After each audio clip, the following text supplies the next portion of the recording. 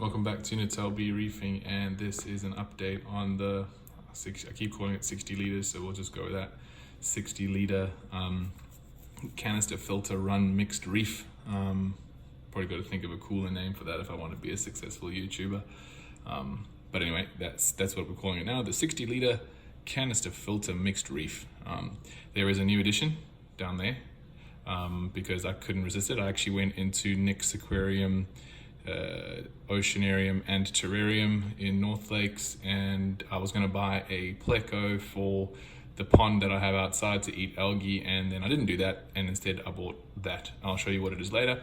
You'll see a few changes, not really changes, just things that have been taken out, and the fact that I moved that guy to the front. That was after having the scape redone and whatnot. So let's just have a quick look at things closer. Now, I don't know what sort of trouble I'm going to run into in the future, but as you can see there, I'm starting to get coralline algae growing on everything, even the pH probe and the temperature probe. So I may have to take those out and give them like a clean with something. Let's have a look at the top. We usually go there last, but let's see there. So there we've got our Island Red Devil Acropora. Happy polyps are sticking out. I'm wondering when from its base it's going to start sending corallites upwards. I don't know. There's a little Postlepora there. Our Sinularia is very happy, very big. It's growing exponentially. I'll have to ask the guys from Gallery Aquatica how to frag that thing when it comes time. We've got this bad boy in the corner here doing a lot of movement. I really like that coral. Gold torch, front right hand side. Sort of one of the showpieces, I suppose, of the tank. It's nice and big. Color is nice. It's just eaten, so that's why it's as big as it is now. Then we've got the Leptastria rock. I think if I show you from here, you might be able to see there's a little bristle star that lives in there. Just see his little leg coming out on either side of those Leptastria. So there's a couple there.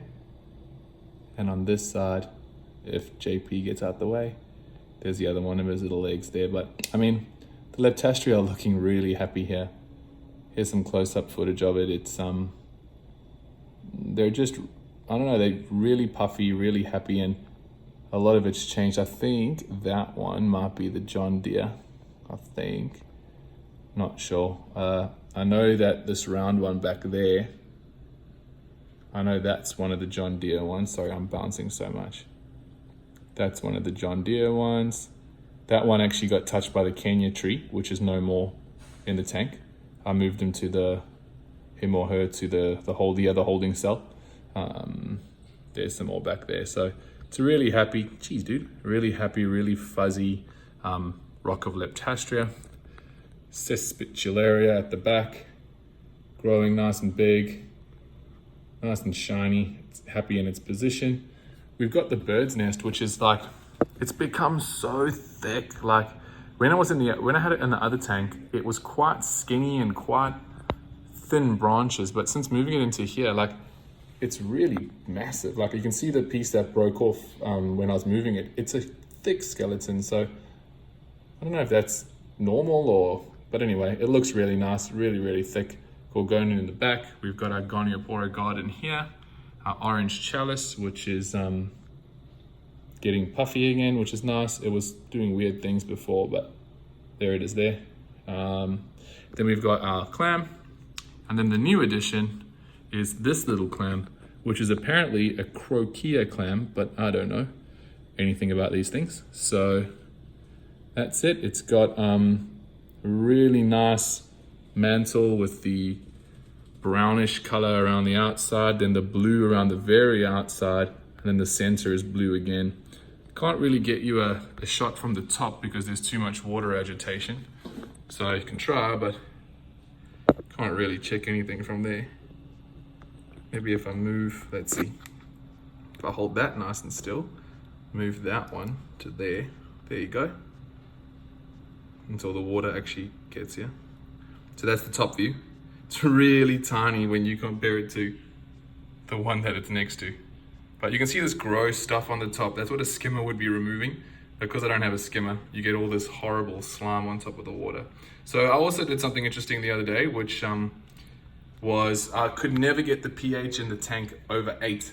And I realized it was because I didn't have the skimmer doing anything. So now I just pulled the canister filter out, and the canister filter now runs just above the water line like that. And now the pH goes to 8.0 or something. So that worked pretty well. It's the view from the tank a little bit further back. And yeah, so that's how it's going. I'm pretty happy with it.